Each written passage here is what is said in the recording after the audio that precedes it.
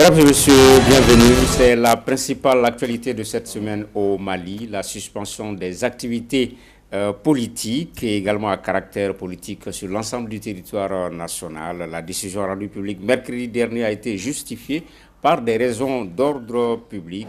Plusieurs partis politiques voient en cette décision une violation de la Constitution. Suspension donc des activités politiques.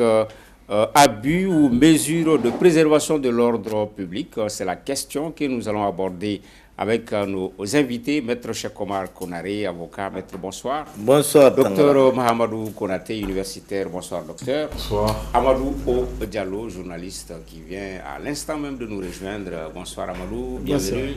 Ousmane Bamba, modérateur de Kénédougou Forum. Bonsoir, Bamba. Bonsoir. Voilà, si le temps le permet, nous allons également parler de la fin de la Deuxième Guerre mondiale, la victoire contre le nazisme, un 9 mai différemment célébré, alors que le président français Emmanuel Macron recevait le président syrien à Moscou. Vladimir Poutine, lui, recevait des dirigeants du monde, dont le capitaine Ibrahim Traoré du Burkina Faso et de l'AES. Déjà, le premier sujet sur le Mali, avec la suspension des activités des partis politiques. On en parlait dimanche dernier. Amadou O. Diallo, est-ce qu'elle vous a surpris, cette décision?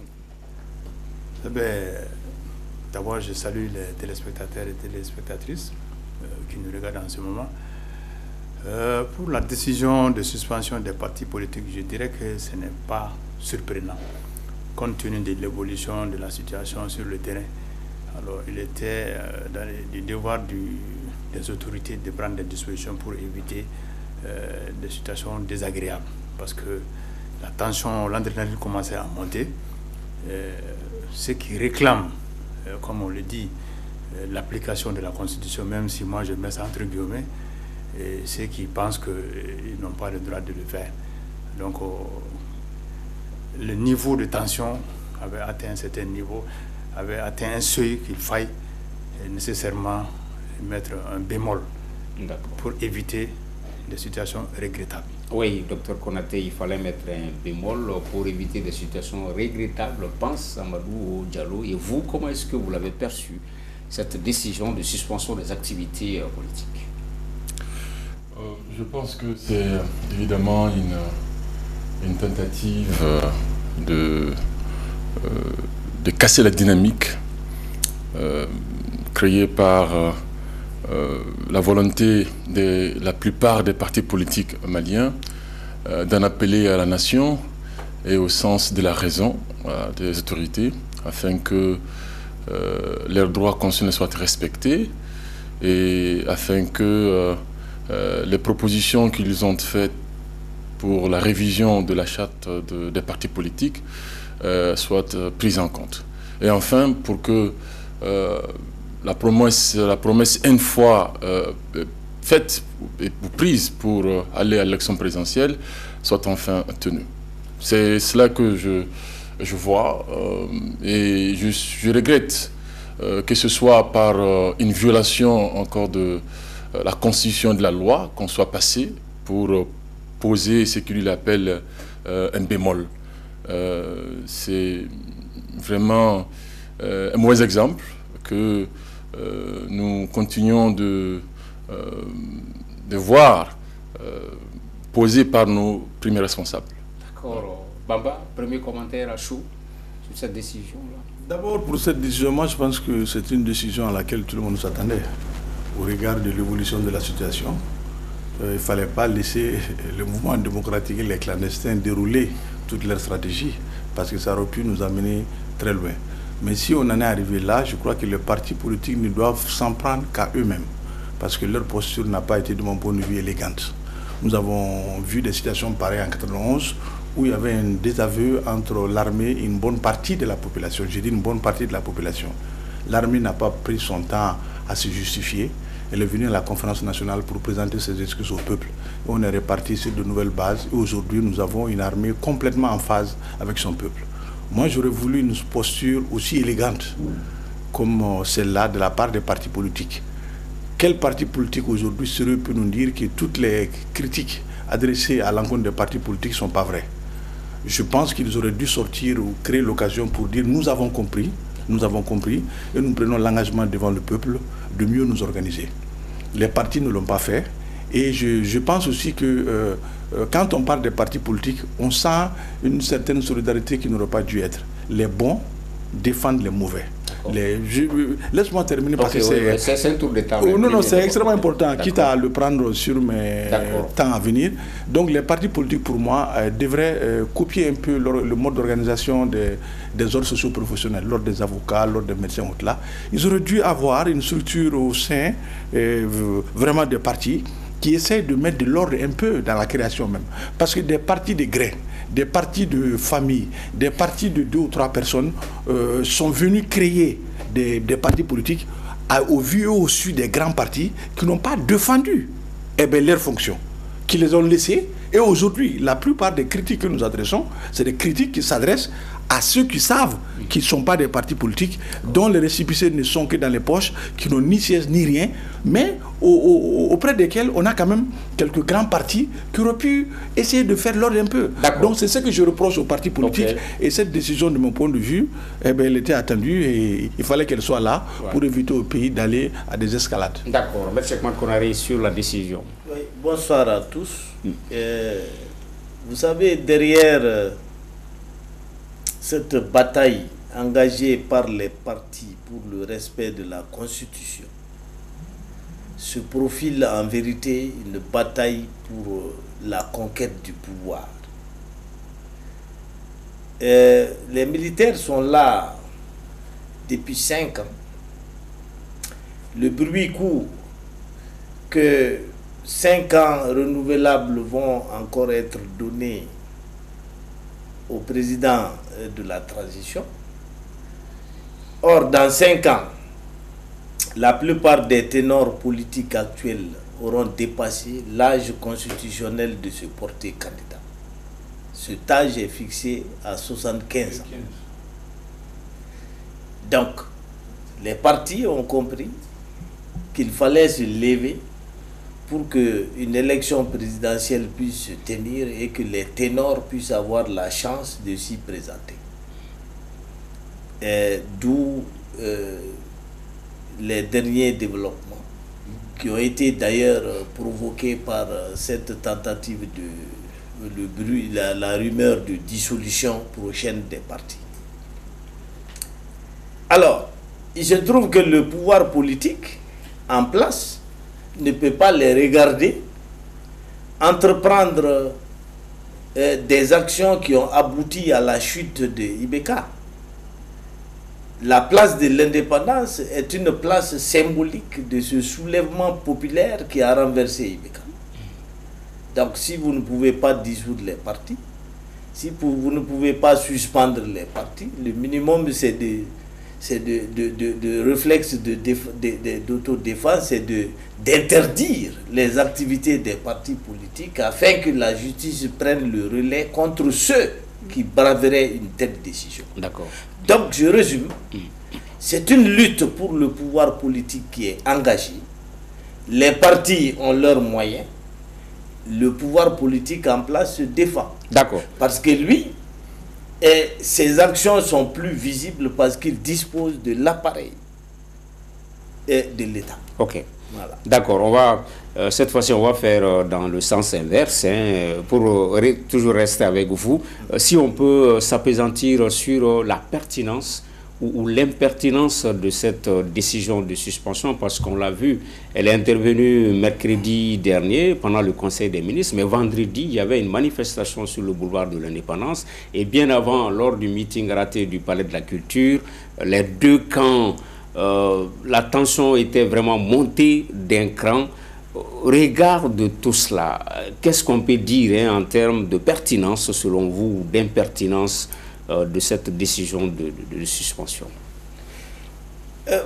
D'abord, sur le côté juridique, il est prévu par la législation et la jurisprudence que l'autorité publique puisse suspendre ou interdire certains droits fondamentaux tels que le droit de manifester, la liberté d'expression, etc.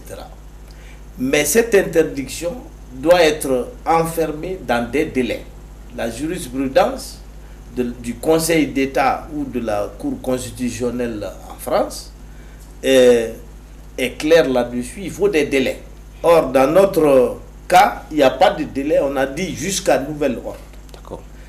Donc, ceux qui ont attaqué le décret de suspension des activités vont devoir se défendre devant la Cour suprême avec des arguments de droit. Et moi, je pense que ça, c'est un argument assez valable. D'accord. Mais toujours est-il que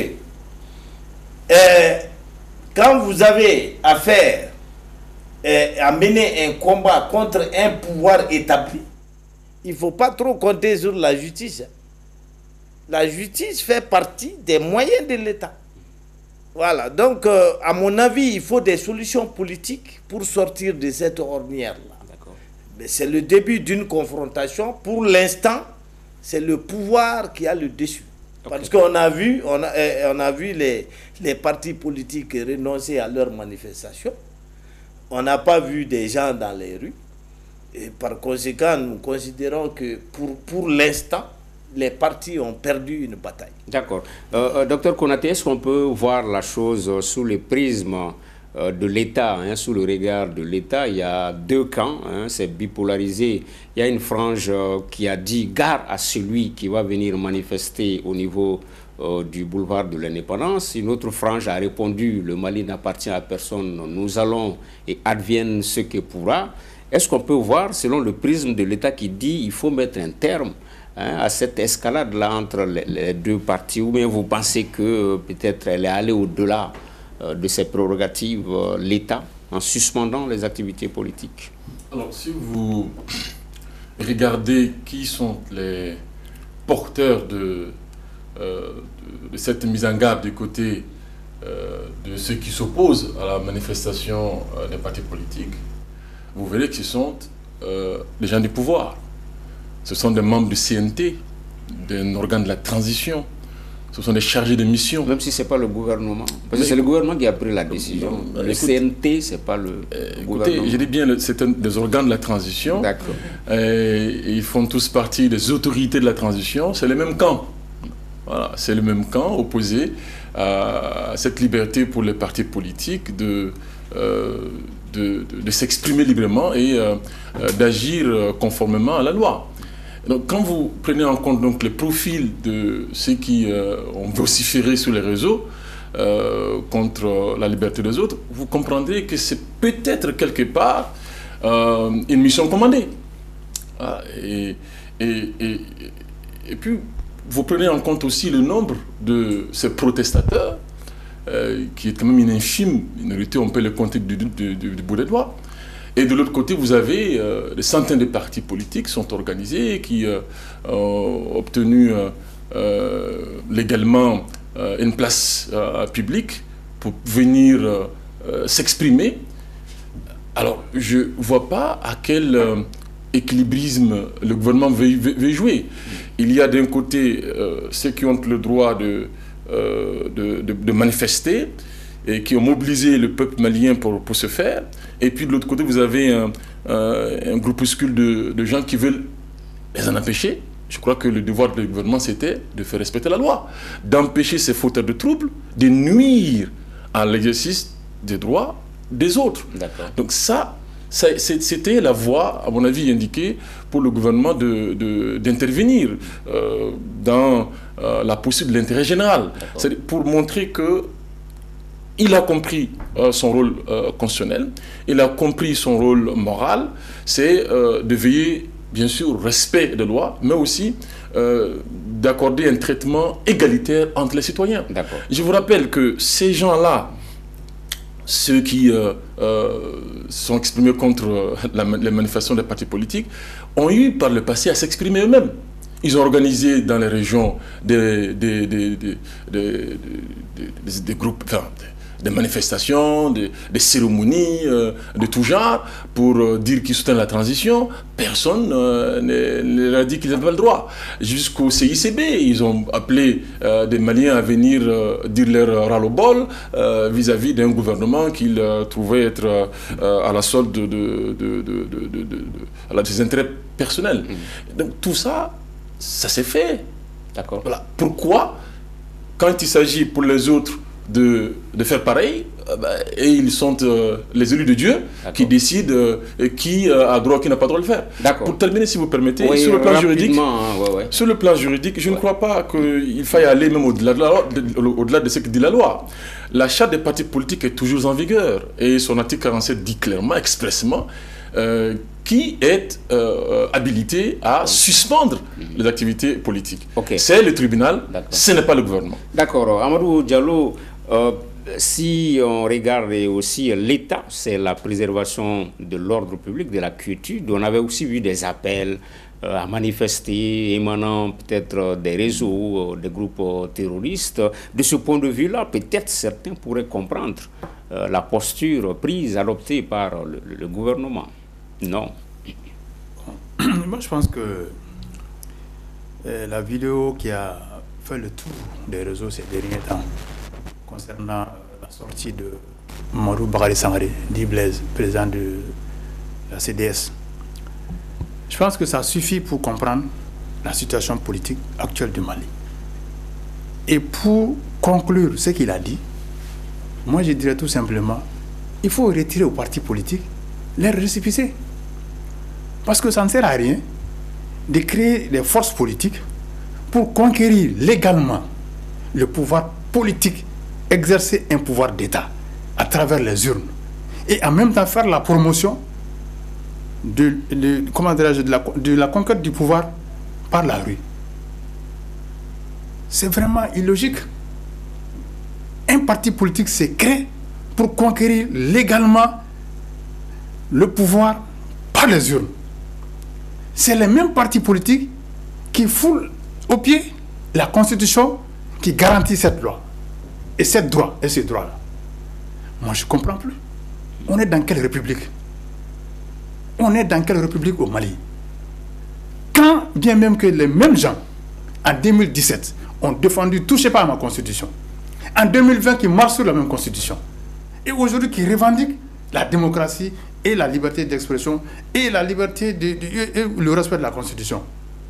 Et finalement, il faut que les gens se posent la question, est-ce que c'est une raison pour le Mali? Ou bien est-ce que c'est une raison pour soi-même? Ou bien c'est une raison pour quoi?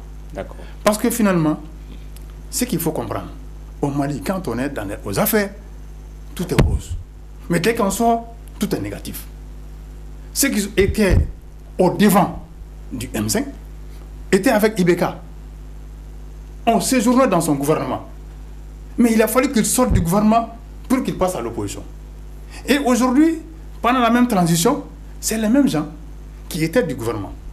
Et aujourd'hui qui sont dans l'opposition. Mais il faut qu'ils respectent un peu les Maliens. D'accord. Moi, je pense que c'est... Non, pour répondre à votre question... Donc, vous pensez que la décision est pertinente, pour répondre à votre question, aujourd'hui, les partis politiques justifient ce qu'on est en train de demander, à savoir... ce que la population est en train de demander, à savoir leur dissolution. Parce qu'il n'y a pas de raison de créer un parti politique pour conquérir légalement le pouvoir. Moi, je pense qu'il faut ouvrir une arène populaire. Les candidats à la présidentielle vont lutter. Au corps à corps, celui qui va terrasser va devenir le président. Non, peut-être on ne va pas aller au niveau de l'arène. Voilà, c'est une façon de parler. Si on peut mettre un bémol, peut-être repréciser la pensée et qu'on ne laisse pas passer cela, l'arène Diallo, s'il vous plaît. D'accord, pour parler civilisé, si on peut dire ainsi. Exactement. La lutte pour le pouvoir, la Constitution a prévu une manière. Normalement, tout parti politique doit se battre pour la promotion de cette manière-là. Normalement. Au Sénégal, on a vu Macky Sall et ses opposants. On a vu le pouvoir et ses opposants qui se sont battus. Il y a eu des morts Beaucoup de sang ont coulé. Mais cela n'a pas amené les Sénégalais à aller à un coup d'État. Encore moins des acteurs politiques dire c'est la rectification ou bien c'est le parachèvement. D'accord. La rectification est venue d'où? Ok, maintenant vous Qui comprenez. a prononcé le mot rectification? D'accord. C'est bon, hein, dès lors qu'on s'éloigne de l'arène. Non. Ouais, Bamba. Ouais, j'espère que tu fais un peu d'ostracisme quand tu me donnes la parole. Non, on a inversé. Oui, mais quand je prends aussi la parole, il faut me donner le temps que tu donnes. Il n'y a pas de souci, allez-y. Ouais, donc Bamba, vous avez la parole. Oui, non, je voudrais simplement dire que Cheikh Mar me reprochait l'autre jour que si j'étais coincé, j'allais en Grèce antique. Mais je remarque que lui, quand il est coincé, il va en France. Parce que je ne sais pas qu'est-ce qu'il va fouiller dans les annales de la jurisprudence ou du droit constitutionnel français du Conseil d'État pour parler d'une décision qui nous concerne au Mali. On a dit que pour des questions d'ordre public, moi je fais 5 ans à étudier l'ordre public, un État peut tout. Et retenez ça. C'est ce que mon professeur m'a dit, un État peut tout. On a dit pour des raisons d'ordre public. Donc, moi je pense que Cheikh Mar n'a pas à nous renvoyer à son pays de préférence, la France, pour justifier de la jurisprudence ou des décisions du Conseil d'État ou du droit français. Alors, pour réagir sur la question... Quand il est trop fort, il nous écrase, l'État. Ah non, c'est vrai, mais en la circonstance, moi je suis un administrateur civil, j'aurais pris la même décision. Je ne vais pas laisser... Illégal. Je ne veux pas laisser, ça c'est une appréciation, un jugement de valeur de ta part, mais ce n'est pas le mien. Donc, je ne peux pas laisser 2 francs de la population venir s'affronter et je ne sais pas jusqu'où ça pouvait venir. Quand lui nous dit que... Parce qu'en fait, il nous amène à prendre des postures souvent qu'on ne veut pas prendre. Le peuple n'est pas avec les partis politiques. Sinon, si le peuple était avec vous, mais vous n'allez pas... Même avec l'annulation, vous allez faire quelque chose. Il y a anguille sous roche. Les méthodes que vous utilisez, on les connaît. D'abord, l'itinéraire choisi pour aller au palais de la culture l'autre fois est un itinéraire qui est une litote pour moi. Ça veut dire plus que qu'un simple itinéraire. 2, ils choisissent le vendredi parce qu'ils croyaient arrimer à leur cause les religieux, qui leur ont dit clairement, nous ne venons pas. Donc ça, c'est pas un truc. Et puis quand ils accusent les autres d'être manipulés, les autres aussi peuvent les accuser d'être manipulés. Parce qu'on a vu que des hommes politiques se sont rendus en Algérie, qu'ils ont même fait des demandes d'audience. Et ça a été relayé par votre journaliste de renom sur ces pages. Donc, il ne faut pas aller dans ces partis pris. Faisons notre analyse tout simplement. Donc, moi, je dis aujourd'hui que on ne pouvait pas faire autrement que de prendre cette décision-là. Et ce que le jeune a dit, là, Biton, là, il n'a pas dit qu'il a, d'après ce que j'ai compris, il n'a pas dit qu'il a empêché les gens de venir manifester. Il dit que si les gens viennent, que c'est assez la manipulation, si je vais dans l'essence de sa pensée, il faut sortir avec vos femmes, vos épouses et vos enfants, pour que votre sortie soit crédible. Mais vous ne pouvez pas mettre l'enfant et les épouses des autres devant pendant que, voilà quoi. Donc c'est ce qu'il a dit. Donc ils ne laisseront passer que ceux qui viendront avec leur famille en fait. C'était ça la substance. Je ne dis pas que je suis pour sa position ou là, mais je l'ai aussi écouté. Je veux quand on reporte sa position, il faut qu'elle soit clairement dite. Donc moi je dis tout simplement que l'État dans sa fonction régalienne, quand il voit que des situations peuvent se désagréger, aller, comme on appelle, à des situations incontrôlables, l'État prend la décision. L'État a bien le droit de dire aux partis politiques que pour des questions d'ordre public, je suspends. Ce n'est pas nouveau.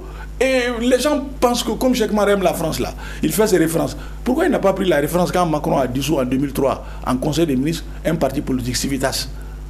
Mais c'était en France, en 2003. Un parti politique a été dissous en Conseil des ministres. Et puis ils vont nous dire, non, c'est la justice, c'est la France. Là, sa référence juridique, qui a dissous un parti politique en Conseil des ministres, Civitas. Pendant la Première Guerre mondiale, ou c'était la Deuxième Guerre mondiale, le Parti communiste a été suspendu. Donc, un État, il faut... Je crois que les gens ne savent pas c'est quoi l'État, quoi. Je crois. Un administrateur civil comme nous, qui avons étudié ça, les 5 ans de droit constitutionnel, là, avec les meilleurs professeurs du Mali, paix à leur âme, mais je vous dis, mais ils ne savent pas c'est quoi l'État.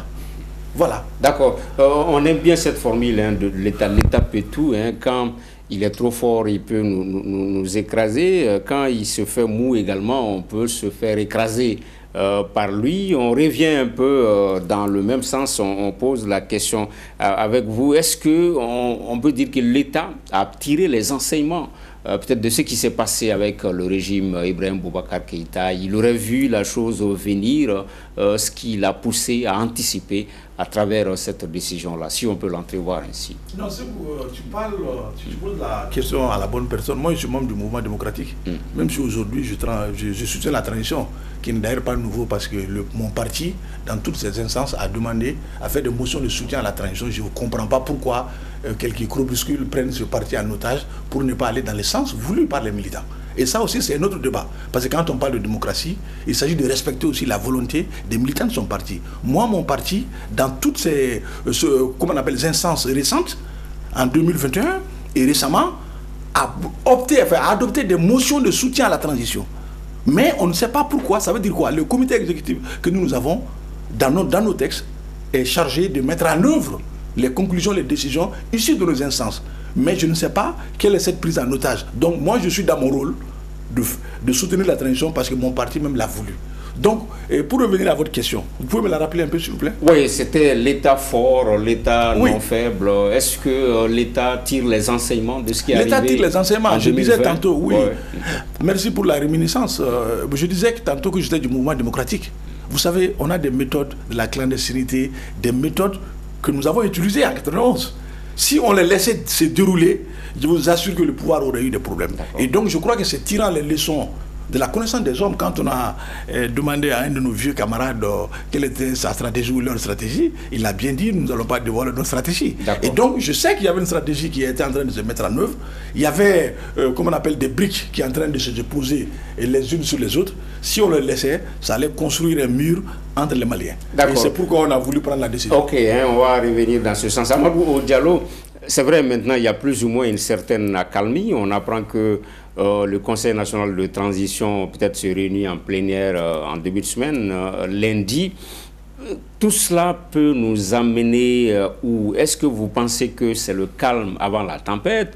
Est-ce qu'on peut présager que les partis politiques vont rester dans cet état-là? Vont-ils entrer en clandestinité comme ça a été fait depuis le coup d'État de Moussa Traoré, puisque beaucoup disent que le 26 mars 1991 est l'aboutissement de plusieurs années de clandestinité. Est-ce que vous pensez que les partis politiques, là, même avec la suspension, vont rester à ne rien faire pour inverser la tendance? Est-ce que c'est le calme avant la tempête? Oui, c'est-à-dire que c'est un peu un tsunami dormant, la situation actuelle. Eh bien, mais c'était prévisible. En ce sens que depuis le lendemain de la formation du gouvernement du général de division Abdoulaye Maïga, sur ce même plateau, moi je l'ai dit, j'invite le président Assimi de prendre langue rapidement avec les politiques. Parce que ce gouvernement a été mis en place sans concertation avec les partis politiques, sans concertation avec même certains alliés avec qui ils ont travaillé pour faire tomber le gouvernement de Choguel, et qui ne sont pas les moindres. Donc j'ai dit en son temps, j'ai dit il faut que le président prenne langue avec ces politiques-là pour qu'on ne rentre pas dans un cycle de crise. Bon, mais nous on ne peut que souhaiter. Voilà, on n'est pas des décideurs. Mais ce qui est sûr aujourd'hui, ce qui se passe, on ne peut pas jouer avec Maître Muntaka Tall et les jeter comme ça. Il est trop lourd pour ça. Ah bon? Mais les élections... Non, ce n'est pas la question des élections. On a dit les stratégies. Moussa, il fait partie... Le CNID, en 1991, la première association créée pour déstabiliser Moussa, c'est le CNID. Association. Justement, quand Baba a attaqué le SNID, j'ai reçu un message d'un ancien président de la jeunesse SNID qui me dit à Baba que c'est le SNID qui a organisé la première marche contre le régime de... Oui. Voilà, vous me donnez l'occasion de faire passer ça à Baba. L'association des jeunes avocats. Contre Moussa Traoré. L'association des jeunes avocats du Mali. Le premier président, c'est Maître Muntaka Tall. Okay. Et c'est lui à l'époque, il a ouvert le boulevard. Il fait partie des qui ont ouvert les boulevards. Donc on ne peut pas l'utiliser comme ça. Je pense qu'il faut que le président prenne la mesure de la question, de la profondeur de la question. Mais ce que les partis politiques ont fait, ce n'est pas légal, ce n'est pas normal.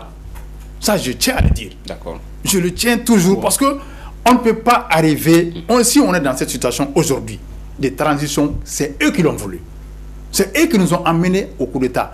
Et la méthode qu'ils ont utilisée, les militaires voient cette méthode venir. D'accord. Le vendredi, c'est un jour symbolique. L'heure, c'est une heure symbolique. Le lieu, c'est un lieu symbolique. Comme la place de la liberté sous Moussa Traoré. La place de la liberté aussi a toujours été une place symbolique dans la chute de Moussa Traoré. Et Boubé a bien vu en 2018, Boubé a bien vu la chose venir en interdisant les marches sur le boulevard. Malheureusement, le président Ibrahim Boubacar Keïta et son premier ministre d'alors, Boubou Cissé, n'ont pas vu la chose venir. Ils ont laissé faire. Parce que nos partis politiques nous ont... Depuis 2000, imaginez comment, depuis 2012, il n'y a pas eu de transition et une alternance pacifique au Mali. D'accord. Pourtant, on a créé les partis. Pourquoi? Ok. D'accord. Donc l'État aujourd'hui est en droit de prendre cette mesure-là. Pour nous les citoyens. D'accord. Pour protéger nous les citoyens. Parce que comme les partis politiques se foutent de notre vie, l'État au moins est là pour nous. D'accord. Ok. Je vois un autre message du premier président de l'AJDP qui veut me faire rappeler également que l'AJDP a été la première à organiser la marche. Quand on a parlé du CENID, le CENID, ils ont voulu insister sur leur primauté par rapport à l'ADEMA. Docteur Konaté, je reviens vers vous. L'Alliance.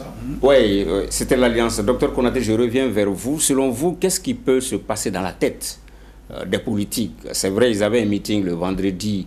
Ils disent que ça a été reporté à une date ultérieure. Est-ce que c'est reculer pour mieux sauter? Qu'est-ce qui peut se passer présentement dans la tête de ces partis politiques-là dont les activités viennent d'être suspendues? Tangara, je ne saurais le dire. Hein. Je vais commencer par préciser quelque chose. Si mon analyse donne l'impression à mon grand frère que je défends les partis, eh bien, c'est pas intentionnel. Je ne suis pas leur porte-parole et je n'ai pas de parti politique, moi. Alors, mon analyse, elle est fondée sur ce qu'est ma perception des faits et j'argumente avec des éléments vérifiables. Vous êtes là en tant qu'universitaire. Voilà. Donc, non, je veux que ce soit très clair. Parce que dans les débats, il insinue des choses, je veux que ce soit très clair. Alors, le discours, vous savez, ils ont mobilisé le peuple, évidemment, parce qu'ils ont fait appel. Laisse-moi répondre. Voilà, laisse-moi répondre. Ils ont mobilisé le peuple, parce que c'est au peuple qu'ils ont fait appel pour venir au palais de la culture les écouter. Et ce peuple est sorti. Alors, pourquoi, si on ne craignait pas de voir de façon claire et sans embâche la foule de ce peuple derrière eux, pour les empêcher alors de s'exprimer au sein des palais de la culture? Donc tout ce montage-là pour empêcher que ces partis politiques ne puissent s'exprimer librement, c'est évidemment pour empêcher que, à travers le monde, on ne puisse constater qu'évidemment le peuple est avec les partis politiques. Il n'y a pas d'autres explications. Alors si vous pensez que le peuple n'est pas avec les partis politiques, laissez-les s'exprimer librement, laissez-les répondre de la façon dont ils souhaitent à l'appel des partis politiques. Et en ce moment, on verra. Et pour aller plus loin, les perspectives. Pour aller plus loin, il a dit quelque chose, l'État peut tout. Généralement, c'est des expressions que je prête à ceux qui sont partisans de la dictature. Je ne crois pas que mon grand frère soit de cela. Si l'État peut tout, eh bien, la Constitution n'a pas de raison d'être. Il n'y a pas lieu d'avoir une Constitution si l'État peut tout. La Constitution est faite pour, évidemment, baliser le fonctionnement de l'État dans son ensemble, pour poser des limites dans lesquelles chaque pouvoir se meut. Donc, il faut cesser de, si c'est ce que les professeurs leur ont appris, eh bien, que ces professeurs cessent d'apprendre ça à nos étudiants. On doit plutôt dire aux étudiants qui sont les futurs gouvernants du pays que dans l'État, il y a une répartition de pouvoir, il y a des principes et des valeurs que chaque tenant de pouvoir doit respecter. Et que ça, c'est la volonté du peuple. Et que quand un pouvoir se croit tout permis, eh bien, il finit toujours par s'aliéner le soutien du peuple et qui finit par ce qu'on connaît, bien sûr, une insurrection qu'on ne souhaite pas. Et il a parlé de l'ordre public. On n'a pas le temps de rentrer dans beaucoup de détails juridiques. Mais écoutez, quand vous regardez cette décision de suspension, qui est illégale à tout point de vue, mais quel est cet ordre public, quel est cet acte que les partis politiques ont posé pour soit menacer l'ordre public, à plus forte raison, pour l'enfreindre? C'est une fiction de tout l'ordre public qui est invoquée ici pour pouvoir juste les museler. Je ne vois pas quel acte, il ne cite aucun acte posé par les partis politiques qui puisse justifier, bien sûr, cette menace de trouble à l'ordre public. Je pense qu'on est en train de revenir je réponds seulement, je reviens pas. Voilà, à quoi peuvent penser les partis politiques? Je réponds, je suis obligé, sinon je ne reviens pas. Je réponds parce que je n'ai pas la parole quand il parlait. Ok, voilà. Alors quand mon autre grand frère, le journaliste, dit de l'autre côté, voilà, les partis ne veulent pas aller aux élections, mais je ne sais pas s'il s'entend lui-même. C'est au contraire exactement pour revendiquer, pour réclamer les élections que ces partis ont voulu qu'on les laisse exprimer. La rue, là, ça fait partie de la démocratie. Le droit à la manifestation, à la protestation, c'est un droit constitutionnel. Donc on n'a pas peur que les gens demandent la permission pour aller s'exprimer dans la rue de façon pacifique. Ça fait partie des moyens démocratiques d'expression que le peuple malien a accordé à ses citoyens. Maintenant, la question rapide. La question, je l'ai dit, je ne peux pas dans la tête des partis politiques. Ok, d'accord. Moi, je pense que, d'après les actes qu'ils posent, jusqu'à preuve du contraire, ce sont des gens qui sont soucieux du respect de l'état de droit résiduel qui est encore en vigueur dans notre pays. D'accord. En l'occurrence, la Constitution et la charte des partis politiques les régit. Et quand la suspension a été prononcée, la première action qu'ils ont envisagée, bien sûr, le maître l'a rappelé, c'est bien sûr attaquer cette décision en justice. Pour moi, qui est sans espoir, on parle dans le détail. Et c'est une lutte politique, je rejoins maître de ce point de vue-là, qu'il faille mener politiquement. Et la solution à moindre frais, je suis d'accord avec Diallo, c'est d'aller au dialogue. Le dialogue le plus vite possible. Et un dialogue franc, pas un dialogue à l'emporte-pièce ou un dialogue un peu à la manipulation.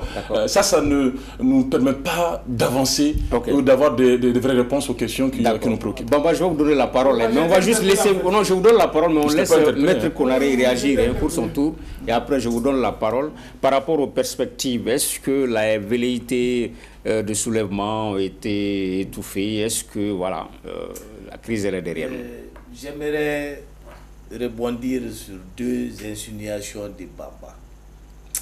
La première, c'est qu'il prétend que je suis pro-français. Je pense que ceux qui suivent nos débats savent ma position sur les actions de la France dans notre pays. Lui-même, il a fait référence à Napoléon. Vous vous rappelez, la dimanche passé. Maintenant, Bamba a développé une logique l'autre jour, tendant à dire que quand notre pays est en guerre, nous devons le soutenir même en mentant. Moi, je ne suis pas là. Je l'ai dit. Non, c'est pas dit ça. Pas en mentant quand même. Je suis là pour édifier les téléspectateurs sur les enjeux politiques, économiques, diplomatiques de notre pays. Maintenant, il dit que je n'ai pas besoin de recourir à la jurisprudence française. Mais il n'y a pas de jurisprudence autonome du malien. Le droit malien, c'est un décalque du droit français. Et il n'y a pas beaucoup de jurisprudence à la Cour suprême concernant les questions d'ordre public ou d'interdiction des activités politiques. Parce que ces décisions ne sont pas nombreuses dans notre histoire. Alors, donc... je suis obligé de citer la conception du Conseil d'État, qui est la plus haute juridiction administrative française et qui a rendu de nombreux arrêts dans ce sens. Donc, quand on suspend des libertés publiques, on est obligé de les suspendre pour un délai défini. Pas sine die. Maintenant, vous avez posé la question de savoir À quoi faut-il s'attendre? À quoi faut-il s'attendre pour la suite? Moi, je suis de ceux qui pensent qu'il ne faut pas négliger une crise. En 1991, la crise a commencé avec 3 personnes. Ceux qu'on a appelés les fous de la démocratie, là. La JDP. Ils se sont baladés derrière l'Assemblée nationale, on les a pris, on les a gazés, etc.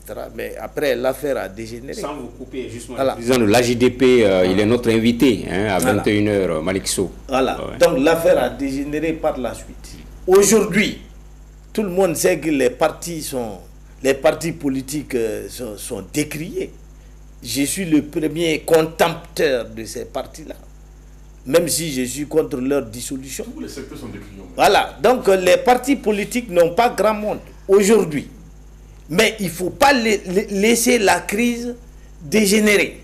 Il faut prendre des dispositions propres à ramener la tranquillité publique et à relancer le Mali sur des rails qui ne conduiraient pas dans le chaos. Nous avons d'autres problèmes à régler que des problèmes politiques. Et les problèmes politiques sont, à mon avis, les plus faciles à régler aujourd'hui. Que veulent les partis? Le retour à l'ordre constitutionnel. Mais c'est bien possible. Après le recouvrement de l'intégrité territoriale et les réformes politiques ayant conduit à l'adoption d'une nouvelle constitution, je ne vois pas pourquoi on ne tiendrait pas une présidentielle, quitte à ce que le président de la transition soit candidat. Maintenant, que veulent-ils d'autre? La libération des détenus politiques ou des détenus d'opinion, ça aussi c'est possible. Il y a eu des médiations ici qui ont conduit à la libération des 11 leaders politiques. Les mêmes médiations peuvent conduire à d'autres libérations. De toutes les façons, le président peut même prendre des décrets de grâce. Il faut décrisper le climat politique. Moi, je vais vous faire une mise au point. Je suis de ceux qui ont farouchement soutenu cette transition et elle a réalisé de formidables progrès. On n'aurait jamais recouvré Kidal sous un régime civil parce qu'il fallait braver la France et la MINUSMA. Mais je ne suis pas un soutien aveugle. De tout temps, j'ai eu à faire des critiques par rapport à des choses qui ne s'accordaient pas avec ma conscience. Lorsqu'on a arrêté les 46 soldats ivoiriens, j'ai été le premier à demander qu'ils soient libérés et qu'on enterre cette histoire parce qu'on avait beaucoup trop d'intérêt en Côte d'Ivoire. Lorsqu'il a été question ici du rappel de l'ambassadeur du Mali à Alger, il y a quelques mois, j'ai été de ceux qui ont dit de ne pas ouvrir un nouveau front. J'ai toujours mené mes critiques ici, mais dans le cadre d'un soutien à la transition. Je suis tout sauf un flagorneur et personne ne me donne un franc pour venir proférer de la propagande ici. D'accord. Voilà, Bamba, vous avez souhaité réagir au propos. Et après, je vais vous poser une autre question. Ça rajoute. D'abord, quand je parle que l'État paie tout, c'est une subtilité, une nuance que les deux ne perçoivent pas. Vous êtes en train de parler. Je n'ai pas répondu à ça. S'il te plaît. S'il te plaît. Ça va être le sujet d'un débat. Est-ce que l'État fait tout? Est-ce que l'État fait tout? S'il te plaît. Ok, d'accord. Et les professeurs qui m'ont enseigné ça, la prétention qu'il a eue m'a froissé énormément. Et quand il dit que si c'est ce qu'on a appris, on nous a appris qu'il ne faut pas qu'on continue à les prendre ensemble. Les professeurs qui m'ont dit ça, ils sont ses professeurs de loin à lui. Donc il a toute une prétention de vouloir dire ça. Donc je répète, c'est une subtilité, une nuance que les deux ne perçoivent pas. Ça vaut l'objet d'un cours. L'État paie tout. Ils sont en train de me parler des démembrements de l'État, mais c'est toujours ça l'État. Ok? Deux, quand Chekmar me dit, Chekmar aussi n'a pas cette nuance quand je parlais de cette subtilité. Quand je la renvoie à la France, c'est pas parce que je crois qu'il est pro-français. Il le sait. C'est pour le taquiner parce que lui-même, l'autre jour, il a trouvé la boutade en disant que si moi je suis coincé, j'allais en Grèce antique, ce qui était faux. Donc moi aussi je le dis, si tu es coincé, tu vas en France. Mais vous voyez comment c'est son genre d'esprit belliqueux qui font qu'on ne peut pas aller à la paix. Non, c'est pour parce le que débat. moi je parle, c'est pour je animer. parlais avec une certaine subtilité, il n'a pas compris, il a pris la chose au pied de la lettre. D'accord. Et il a réagi là-dessus, comme si j'avais dit qu'il était français, comme si j'avais dit qu'il était machin. Donc, heureusement, sur un point, je suis d'accord avec lui. Il dit que les partis politiques, là, il est dans le même sens, hein, c'est pas le peuple. Hein. Et moi, je suis désolé. Quand l'universitaire dit qu'il n'est pas politique, mais ses propos le trahissent. C'est un homme politique. Il est même militant d'un parti parce que sa façon de parler pour moi... il est là en tant qu'universitaire. Non. Ça va nous permettre d'avancer. On fait l'analyse du débat. Mais quand il intervient, je ne sais pas. Non, je ne sais pas. Mais quand il intervient, tu as l'impression... Non, les téléspectateurs nous écoutent là. Donc c'est à eux de faire le jugement. Exactement. Laissons les téléspectateurs faire le jugement. Non, c'est bon qu'on a été. Les téléspectateurs vont apprécier. C'est mon point de vue. Mais s'il te plaît. Ok, je Bamba, fermons cette parenthèse-là et avançons. Non. On n'a pas peur du débat. Non, je dis que moi, dans l'analyse que fait son discours, il appartient à un parti politique parce qu'il dit qu'il est universitaire, qu'il fait des analyses objectives, mais dans ses propos, les propos le trahissent. On a l'impression que c'est quelqu'un qui est là pour défendre un parti politique. Ça, c'est ce que vous... Voilà. Donc, il ne peut pas m'empêcher de penser ce que je pense. Voilà. Donc, je dis que je pense même que tu es membre de... Je pense même que... Si tu me dis non, c'est toi qui le dis, c'est toi qui le sais. Voilà. Et donc, c'était une nuance à relever. Et c'est heureux que Cheikh Mar lui dise que les partis politiques, là, ce n'est pas le peuple. Si lui, il réduit le peuple au palais de la culture, tout Bamako n'était même pas au palais de la culture. Toute une commune n'était pas au palais de la culture. Si le fait de remplir le palais de la culture, pour lui, c'est ça, le peuple malien, je dis que le peuple malien, ce n'est pas Bamako. D'accord. Le peuple malien, c'est 20 millions et quelques qui sont en dehors de Bamako. Et ainsi de suite. D'accord. Oui, la question. On va dépersonnaliser. On est à 45 minutes de débat. Non, je veux venir. On est à 45 minutes de débat et pendant ces 45 minutes, chacun a dit ce qu'il pense de la situation. On a fait l'état des lieux. La particularité également de cette émission, c'est qu'on propose également des solutions. Selon vous, bon, on va rester avec vous et puis on va aller dans ce sens-là puisque le CNT va entrer dans la danse. Selon vous, en termes de solutions, qu'est-ce qui peut être préconisé pour que le Mali qui nous est cher à nous tous puisse être sur ses deux pieds? Non, je suis d'accord avec Cheikh Mar. Il faut décrisper la situation, il faut prendre des mesures. Comment on appelle la libération d'hommes politiques ou des gens qui sont en prison à cause de leur opinion, pour moi, ça doit être regardé de très près. Ça, je suis d'accord avec ça. Mais, par exemple, la décrispation ne veut pas dire qu'il faut aller à un partage de gâteaux. Ça, je ne suis pas pour cette idée-là. J'estime simplement que, je l'ai dit ici sur ce plateau, moi, la VAR ne m'a jamais rattrapé, hein, contrairement à Cheikh Mar. J'ai dit ici que les hommes politiques... personnalisons, dites ce que vous pensez, c'est des boutades. Je ne maîtrise pas Konaté, mais Cheikh Mar, c'est mon petit frère, si lui, il ne peut pas dérailler, parce qu'on se connaît au lycée. Donc, j'ai dit, et les mesures de décrispation sont à prendre pour que vraiment on aille à l'apaisement. Mais ce débat-là, je me dis, c'est les partis politiques qui nous ont amenés dans cet état-là. Moi, quand on a fait les débats, ils ont toujours fait la politique de la chaise vide. Moi, j'ai des preuves. J'ai saisi la plus haute instance du parti dans lequel je milite. Et tu le sais, moi, je suis militant d'un parti. Je le dis. Voilà. Donc, je ne fais pas de demi-mot. Je suis militant d'un parti politique. Et je n'ai jamais milité dans deux partis. Parce que mon cœur n'a jamais vacillé entre mon et les autres. Donc, je le dis, les choses telles qu'elles se passent. J'ai appelé pour leur dire, c'est vrai, il ne faut pas faire la politique de la chaise vide. Quoi qu'il arrive, les partis doivent venir. Vous n'êtes pas venus au dialogue auquel on vous a conviés. Maintenant, les résolutions qui sont sorties de ces assises, de ce dialogue-là, c'est vous qui vous en prévoyez maintenant.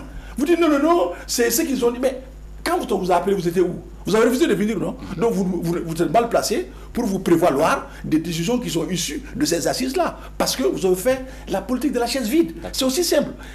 Moi, je prends l'exemple du président Wade. Voilà quelqu'un dont le comportement dans l'opposition doit inspirer nos oppositions ici. Il n'a jamais boudé les débats. Il n'a jamais fait la politique de la chaise vide, Wade, jusqu'à ce qu'il soit président. Et pourtant, il a eu toutes les brimades possibles.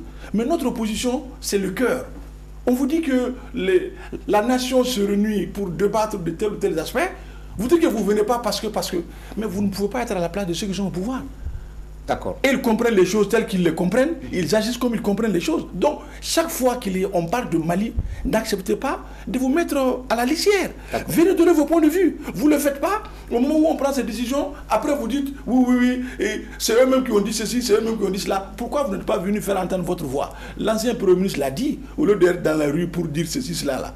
Mais il aurait fallu venir devant les gens pour opposer la contradiction, pour que de cette bataille d'idées-là, jaillisse la lumière qui pourrait sauver le Mali. Mais ce n'est pas le cas. D'accord. C'est deux éléments. D'accord. Docteur Konaté, est-ce qu'on n'est pas dans une querelle de communication? Est-ce qu'il y a des vocables, des concepts qui ont été compris? Tout cela peut rappeler l'AMO, sous ATT, assurance maladie obligatoire. Le mot obligatoire avait fait craindre à beaucoup l'adhésion. Aujourd'hui, est-ce que ce n'est pas le mot dissolution aussi qui fait craindre, qui nous conduit vers toutes ces tensions-là? Est-ce qu'il ne faudrait pas peut-être parler de réduction, peut-être de réforme politique, de renouveau politique, de renouveau démocratique, jouer sur les vocales, puisque quand on entend dissolution, voilà, on pense que les partis vont être dissous. Sinon, 5 partis politiques ou 10, peut-être ce n'est pas la dissolution. Écoute, dans la communication, il faut apprendre à s'exprimer clairement, à choisir les mots pour véhiculer fidèlement sa pensée. Obligatoire, ça a un sens. Surrogatoire, ça a un autre sens. Ce n'est pas le même. Alors, quand vous dites dissolution, ça a un sens. Quand vous parlez de réduction, ça a un autre sens. Ce n'est pas la même chose. Donc, quand vous dites dissolution, l'intention est claire pour vos auditeurs, que vous voulez que quelque chose disparaisse. C'est très clair. Et je pense que les concertations expéditives qui ont eu lieu en amont l'ont démontré d'ailleurs. Ceux qui ont participé l'ont dit clairement dans les interviews qu'ils veulent qu'on dissolve. Voilà, on dissolve, on efface tous ces partis. Voilà, qu'on fait table rase de tous ces partis. Donc c'est clair là.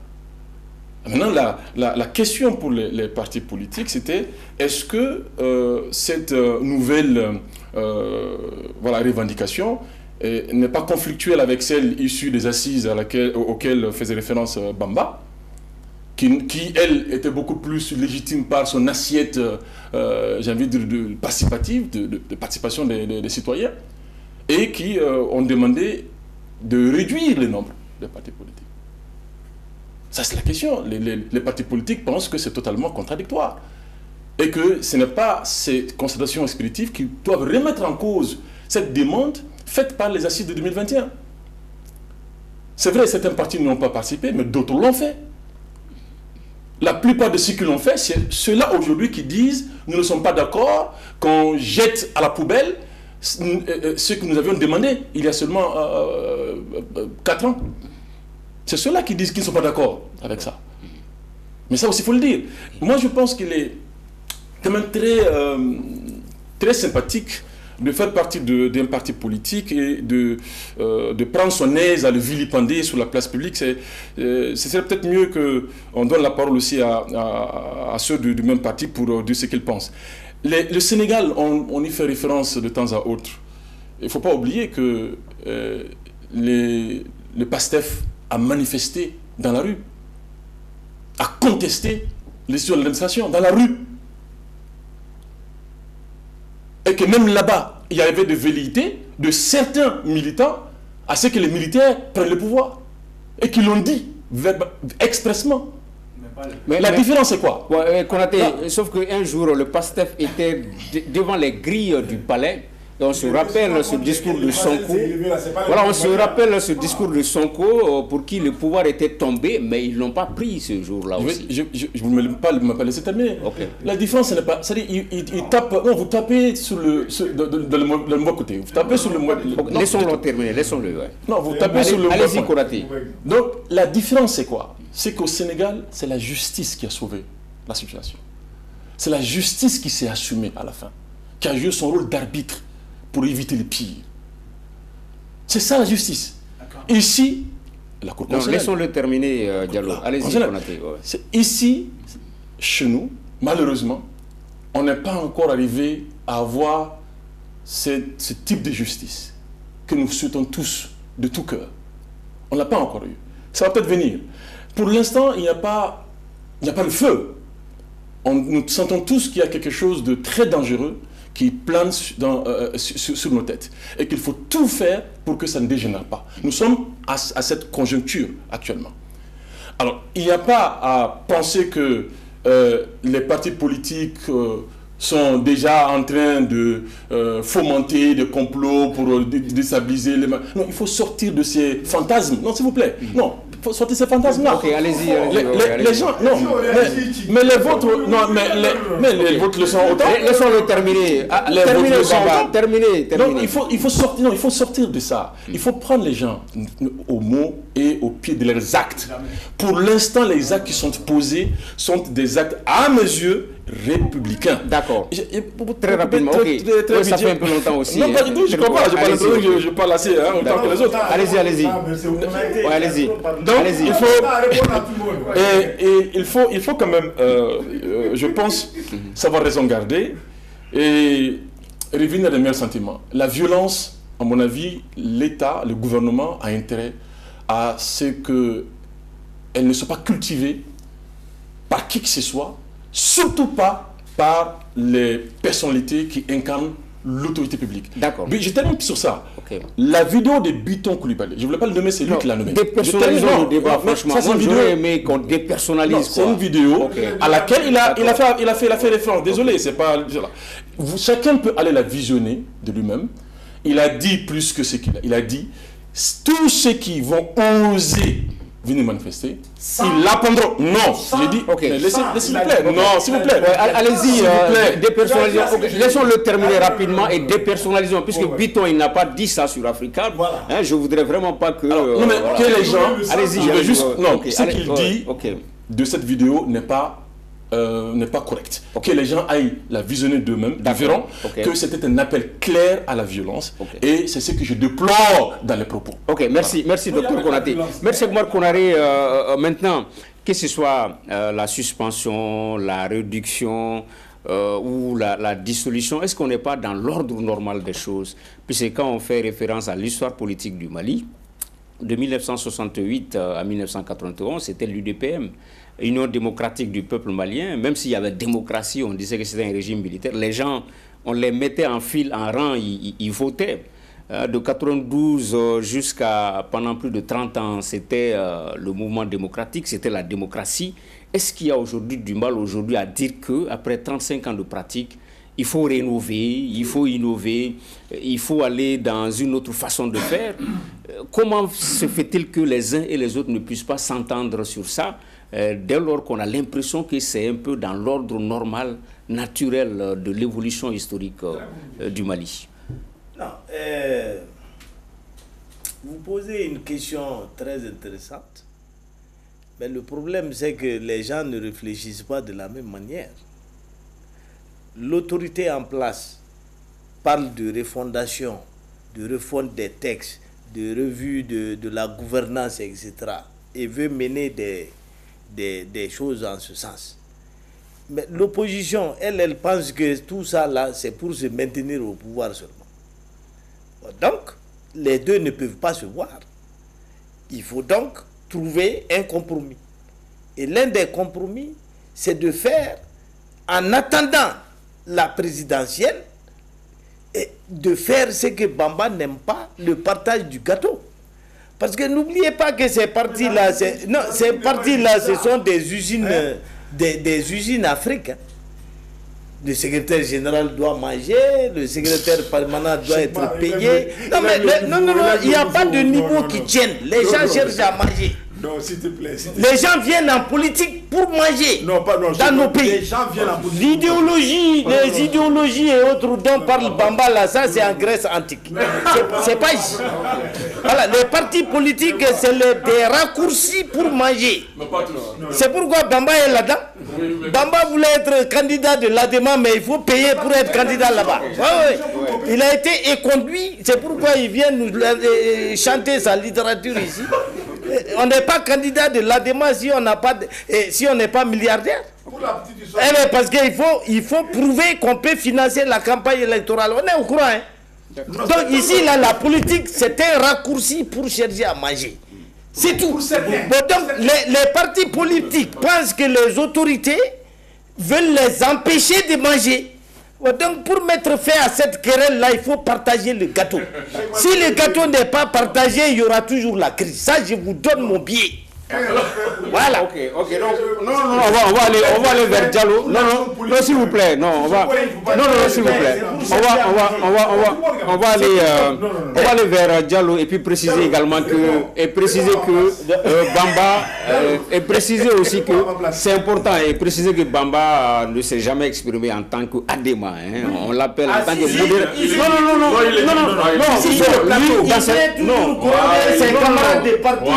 On va aller au comité exécutif. Exact. Il est là.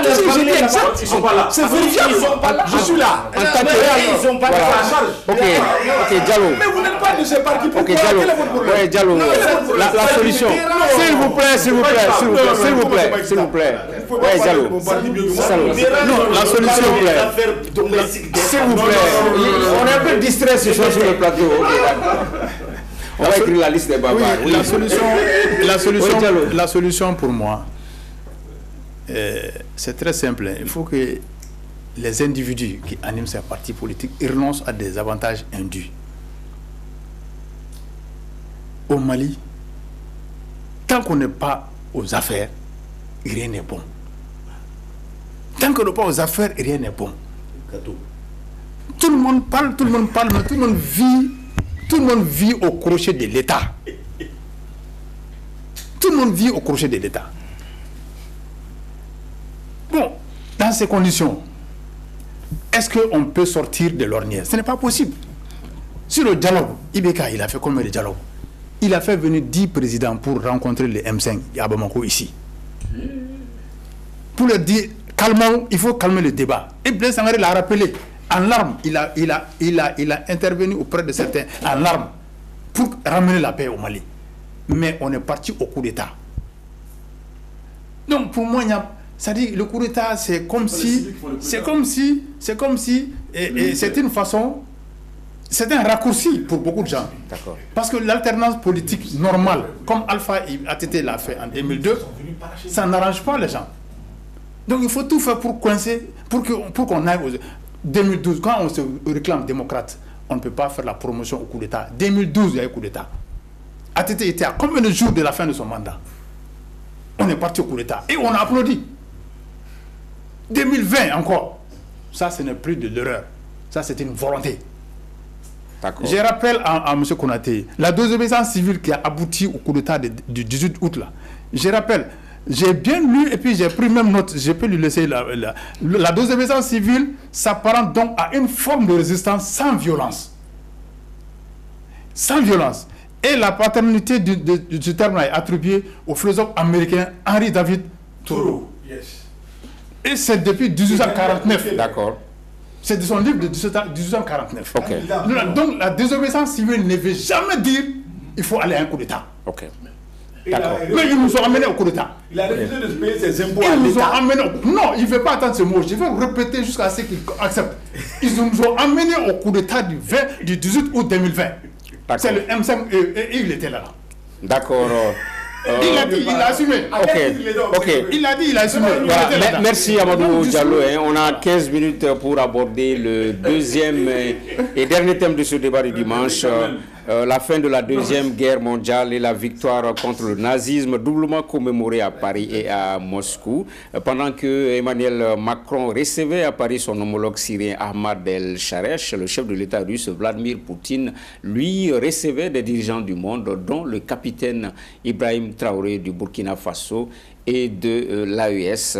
On va commencer par vous, docteur Konaté. Cette double commémoration, et en France, Emmanuel Macron a reçu beaucoup de critiques de la part notamment de l'extrême droite qui ne comprend pas qu'on veuille dérouler le tapis rouge pour un terroriste, un ancien terroriste. Ah oui, c'est mon temps de parole avant de répondre directement à ça, 30 secondes. Rapidement, oui, 30 secondes, je suis obligé.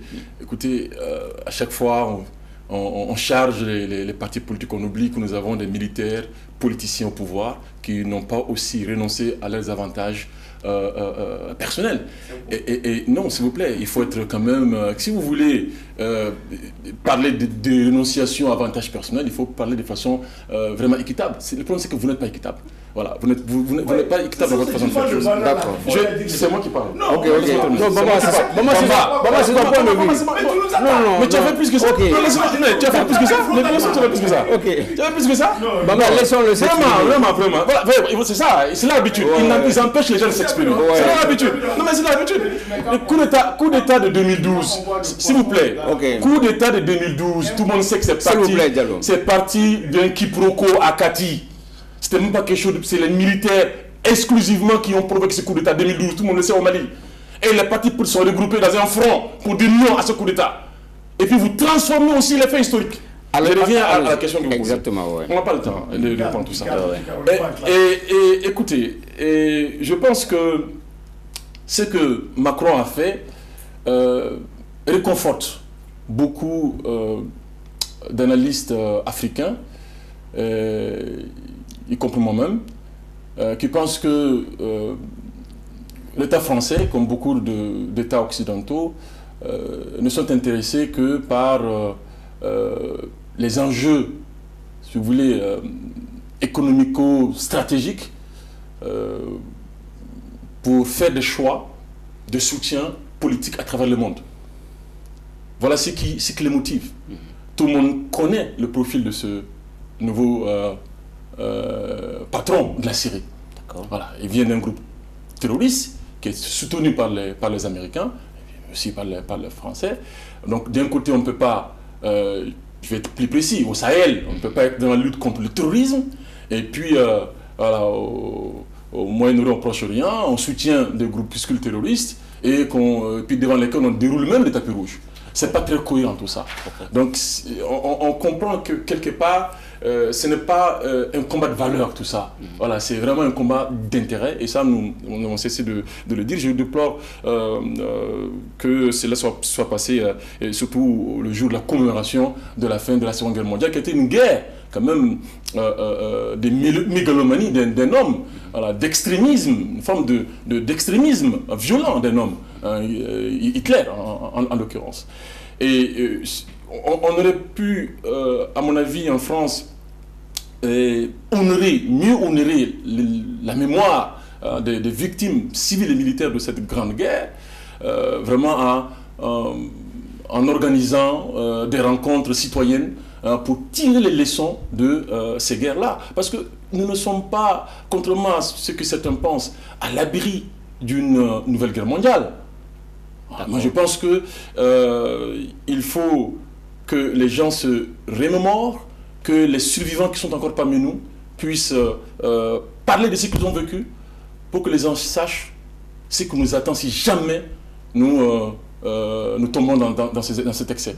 La Russie, je ne sais pas si on va... Oui, allez-y. Non, allez-y, rapidement, sur la Russie aussi. Voilà, la Russie, on l'a vu, c'est les parades militaires, c'est aussi un message. Je crois que ça fait longtemps qu'on n'a pas vu encore ce niveau d'armada, d'arsenal militaire exposé sous les yeux du monde. Mais ils ont invité évidemment des chefs d'État à travers le monde, vous l'avez dit, le président du Burkina. Et moi, ce que j'ai aimé dans la conversation que Vladimir Poutine a eue avec ce président, c'est qu'il lui a montré que pour réussir cette lutte contre le terrorisme à laquelle la Russie est prête à aider le Burkina, il ne faut pas non plus négliger l'agenda politique. Le problème, c'est qu'on néglige trop le politique. Quand les militaires sont au pouvoir, la tentation est de penser que tout s'y règle par la force. D'accord. Et Vladimir l'a rappelé. Donc il faut qu'ici aussi, on songe à organiser le retour à l'ordre constitutionnel normal, ce qui va renforcer davantage le moral des troupes sur le terrain, renforce davantage l'unité nationale et pour qu'on puisse arriver à au moins une paix acceptable pour tous. Ouais, Bamba, tous les honneurs pour IB à Moscou. On a même vu que son avion avait été escorté par l'armée de l'air et tout. Et ce qu'on peut dénoter, c'est l'absence de l'Algérie. On savait peut-être que l'Algérie et la Russie, peut-être c'était des partenaires. L'Algérie n'était pas présente à Moscou. Est-ce qu'on peut, si on peut douter qu'à Moscou, on a parlé du Sahel, est-ce qu'également en France, à Paris, on peut deviner que Macron et le président syrien ont parlé du Sahel?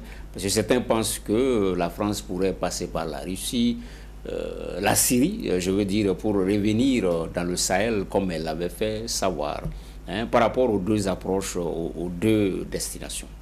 Non, mais moi je pense que la réponse à ta question vaut un livre de géopolitique. Donc ce n'est pas en 2 minutes que je pourrais aller jusqu'au fond de toutes mes idées, mais je crois que, comme on appelle l'opposition, le contraste entre les deux images prouve que notre combat est juste et que nous sommes sur le bon chemin. D'un côté, vous avez l'axe du mal, de l'autre, vous avez ceux qui veulent refonder le monde. Et moi je pense que pour une fois, nous avons bien choisi nos partenaires, parce que nous sommes alignés sur les visions du Père de la Nation, qui nous avait toujours dit que nos amis sont à l'Est et non à l'Ouest. Je ne peux pas comprendre que la France, qui s'est dit combattre le terrorisme ici au Sahel, puisse en ces jours précis, où elle devait rendre hommage aux militaires et aux tirailleurs africains qui se sont battus auprès de la France pour sa libération, le jour où elle devait rendre hommage à ces milliers de soldats russes qui sont tombés sur le champ d'honneur pour libérer la France, que ce soit ce jour-là que Macron ait choisi pour recevoir le président syrien.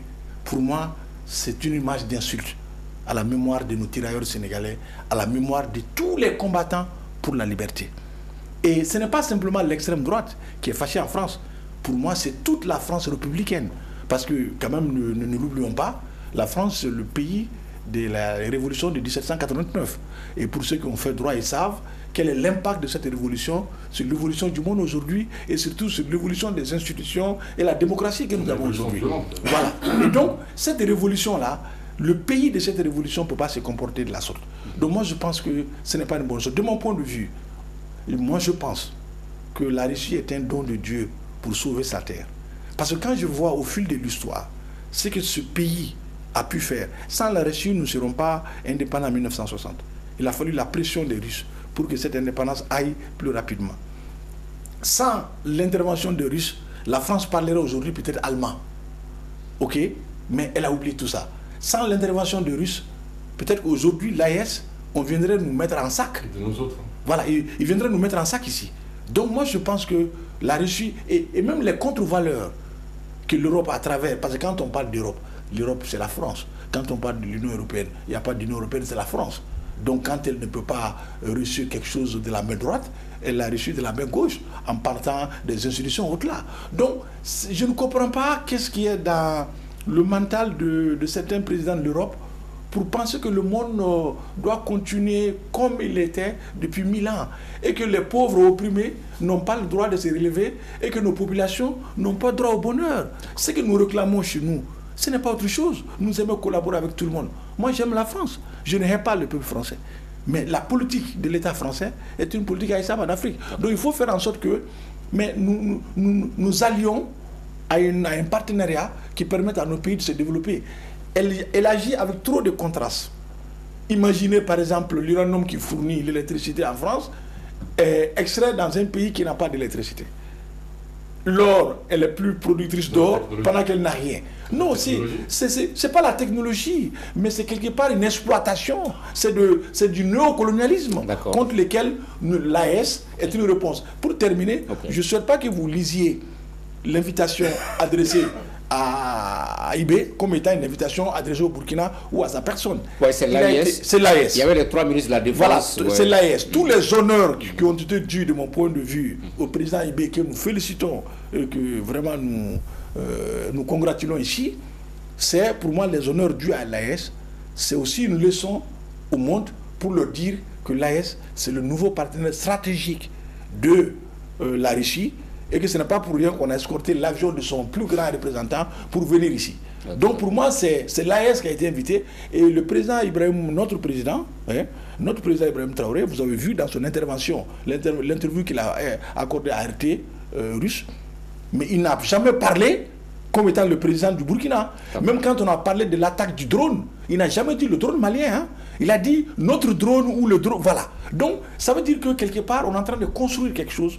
Il faut vraiment consolider cela. C'est pourquoi encore, je n'ai pas été compris. J'ai dit aux partis politiques, allons à un consensualisme à la TT derrière la transition, mais en restant très critique. Mais évitons de regarder ces transitions au Mali, au Burkina, au Niger en faïence pour que l'Afrique ne pète pas. La seule occasion idoine qu'on a eue, qu'on n'a jamais eu depuis les indépendances, l'alignement sur la même idéologie de 3 présidents de 3 pays voisins, sur les mêmes visions, c'est du jamais vu. C'est une constellation qu'on n'a pas tout le temps.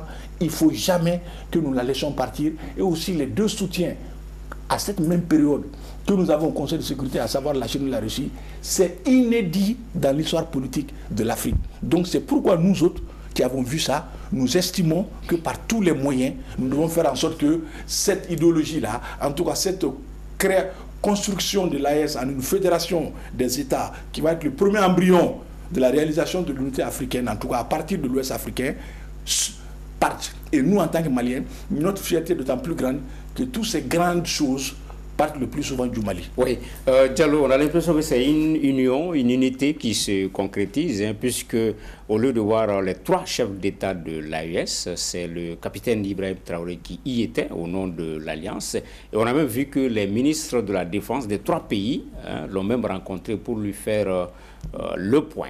On peut dire que peut-être ça prend forme diplomatiquement et ça s'organise de plus en plus. Oui, je pense que c'est la matérialisation progressive de la volonté du président Kwame Nkrumah du Ghana en fondant l'Union africaine en 1963. Je pense que on est dans la dynamique et l'AES commence à montrer de la voie aux autres dirigeants, aux autres organisations du continent. Si on est, pour être efficace, être fort, être ensemble, et ensemble pour parler d'une même voix. Et là, on est audible, on peut mieux discuter. Et je pense que l'AES a montré la voie. Maintenant, par rapport la question que vous avez posée aux autres concernant Emmanuel Macron avec le nouveau président syrien. Vous savez, le terrorisme, c'est la face cachée. Il y a une face cachée de l'iceberg, la notion du terrorisme. Le terrorisme, partout où il émerge, regarde bien, c'est une zone économiquement riche. Et les bases militaires qui vont dans les bases des pays étrangers là, qui vont dans ces zones-là, ce n'est pas que seulement des militaires. Il y a des géostratèges, il y a toutes sortes de spécialités. Géophysiciens, géochimistes, tout est spécialiste en exploitation minière. Et donc, du coup, il faut la promotion de cette notion de terrorisme et pour venir exploiter nos ressources. Et la plupart de nos pays, les multinationales connaissent plus de nos sous-sols que nous-mêmes. Les multinationales, ils ont toutes les informations sur nos pays que nous-mêmes. Donc du coup, le terrorisme est un habillage. C'est un habillage. Non, c'est la faute à qui? C'est parce qu'on n'a pas suffisamment de moyens comme eux. Ils ont des satellites pour voir. Aujourd'hui, ils n'ont plus besoin de descendre, les ingénieurs n'ont plus besoin de descendre dans la boue. À travers les satellites, ils voient tout. Nous, on n'a pas les moyens de se faire de ces satellites. Donc, du coup, moi, je pense qu'Emmanuel Macron serre la main à ce nouveau dirigeant. Ça ne sera pas une surprise aujourd'hui, un jour, si Macron serre la main à Iyad. Ok. Voilà. Merci Cheikh Konaré, ces 2 commémorations, est-ce que vous pensez qu'elles sont loin de nous ou est-ce que nous avons quelque chose à y voir? Bon, franchement, les commémorations de la Deuxième Guerre mondiale par la Russie, la France, ça me rappelle un peu les sommets de l'Union africaine, quoi. Ça ne nous rapporte rien. Et franchement, en parler même, ça m'ennuie. Bon, si on avait évoqué le cas de nos grands-pères, qu'on est venu à ramasser ici pour les jeter dans les tranchées allemandes ou autres là, si on avait évoqué l'augmentation de leur pension de guerre ou autre, d'accord. On est dans la géopolitique. Les tirailleurs sénégalais, d'accord. On est dans la géopolitique. Mais rien de tout ça, sauf du bavardage, quoi. C'est du brouhaha. Maintenant, vous parlez de la réception de Ahmed Al-Shara par l'Élysée. Mais c'est dans l'ordre normal des choses. Les Américains avaient mis la tête de cet homme-là à prix et pour 50 millions de dollars pour qui aiderait à le capturer. Dès qu'il est devenu président de Syrie, l'offre est tombée. Et il a eu des discussions téléphoniques avec les plus hauts dirigeants américains, britanniques, italiens, etc. Donc, dans le monde là, il n'y a qu'un jeu d'intérêt. Il n'y a pas de jeu de valeur.